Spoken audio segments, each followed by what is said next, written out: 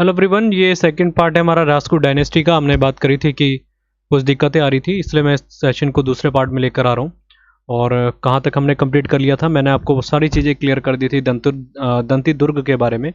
और बोला था कि दंती दुर्ग के बारे में हमने सारी चीज़ों को पढ़ लिया था कि पहले संस्थापक थे। अच्छा, दंती दुर्ग को वर्मन द्वितीय के द्वारा एक उपाधि दी जाती है। सबसे बड़ी बात क्या है, देखिए, कीर्तिवर्मन जो द्वितीय थे, इन्हीं को हराने वाले व्यक्ति का नाम दंती दुर्ग था। और इनको टाइटल देने वाले व्यक्ति कौन थे? कीर्तिवर्मन सेकंड, जिनको कीर्तिवर्मन द्वितीय कहा जाता है। और इन्होंने इनको टाइटल दिया था, तो ये भी बहुत ज़रूरी बन जाता। और टाइटल कौन सा था दंती दुर्ग के पास? उनका नाम था पृथ्वी वल्लम। पृथ्वी वल्लम, ये टाइटल था, पृथ्वी वल्लम। ये टाइटल किसने दिया था? कीर्तिवर्मन द्वितीय ने। और इन्हीं को हराने वाले व्यक्ति का नाम क्या था? दंती दुर्ग। क्योंकि सामंत के रूप में कार्य किया, फिर जब लगने लगा कि हाँ, ये इतने पावरफुल नहीं रह रहे हैं शासक यहाँ के, तो मैं इन पे अटैक करता हूँ और मैं यहीं पर अपना अधिकार जमा लेता हूँ। तो दंती दुर्ग ने ये काम करा था। तो ये क्वेश्चन आ रखा है एसएससी में, जरूर ध्यान रखना है पॉइंट।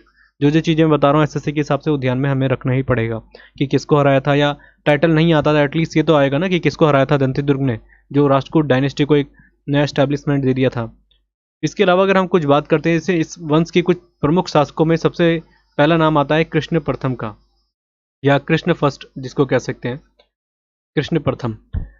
अब कृष्ण प्रथम का टाइम पीरियड क्या है, ये ज़्यादा ज़रूरी नहीं है। 758 से लेके लगभग 773। और ये ज़्यादातर लिटरेचर में माना जाता है कि ये पुत्र थे दंती दुर्ग के। और कई लोग मानते हैं कि नहीं, क्योंकि मैंने बोला है कि साक्ष्य हमारे पास सीमित मात्रा में ही है, और वो उससे हम ज़्यादा चीज़ें क्लियर नहीं कर पाएंगे कि हाँ रियल में बेटे थे कि नहीं। पर कृष्ण प्रथम के बारे में ज़रूर माना जाता है कि एक बहुत प्रतापी शासक के रूप में इनको देखा गया था। इन्होंने बहुत अच्छे काम भी करे थे। ठीक है, तो 758 से लेके 773 तक इनका शासनकाल रहा। और ये भी कोई क्लियर नहीं है, तो इसलिए ज़्यादा मैं बोलूँगा कि इनके टाइम पीरियड को याद रखना कोई ज़रूरी है ही नहीं हमारे लिए। सबसे पहली बात क्या है, कृष्ण प्रथम ने एक चीज़ का निर्माण कराया था जो एसएससी में आ रखा है, जिसका नाम है कैलाश मंदिर। कैलाश टेम्पल कहेंगे इसको, कैलाश टेम्पल। इसका निर्माण कराया था। कहाँ पर कराया था? इसी केव्स में, जिसको कहते हैं एलोरा केव्स। मैंने बताया था कि जो एलोरा केव्स में हमारी बहुत चीज़ें देखने को मिलती है, कि आपकी बौद्धिज्म हो गया, जैनिज्म के बारे में देखने को मिलता है। और आपका कैलाश टेम्पल का भी देखा गया था, जो यहाँ पर है। अच्छा, कैलाश टेम्पल के बारे में एक चीज़ ध्यान रखनी, बहुत कन्फ्यूजन होता है कि एक बार एसएससी में आया था कैलाश मंदिर का निर्माण कहाँ पर कराया गया था, सॉरी किसने करा था? तो कृष्ण प्रथम ने करा था। कहाँ पर है ये? तो एलोरा केव्स में, जो आपके औरंगाबाद में पड़ता है, महाराष्ट्र में। पर एक हमने लास्ट सेशन में बात करी थी कैलाशनाथ मंदिर के बारे में। दोनों में अंतर है। कैलाशनाथ मंदिर आपका कहाँ पर पड़ता है? ये पड़ता है आपके तमिलनाडु में। और ये है आपका कैलाश मंदिर। तो दोनों में अंतर है। अगर नाथ जुड़ जाता है तो समझना है तमिलनाडु, क्योंकि क्वेश्चन आ रखा है एसएससी में कि कैलाशनाथ मंदिर कहाँ पर है। और सबसे बड़ी बात क्या, वहाँ पर महाराष्ट्र भी ऑप्शन में था, तो ध्यान रखना है, महाराष्ट्र होगा नहीं बल्कि तमिलनाडु होगा। और हाँ, कैलाश मंदिर आपका एलोरा केव्स में देखने को मिलता है, जिसका निर्माण कृष्ण प्रथम के द्वारा किराया गया था। अच्छा, इनके अलावा अगर हम बात करते हैं कि और कोई शासक रहे थे, तो एक नाम था जिनका नाम था इंद्र थर्ड, या तृतीय बोल सकते हैं हिंदी में उसको। इन्हीं के टाइम पे एक व्यक्ति आते जिनका नाम था अल मसूदी। अल मसूदी,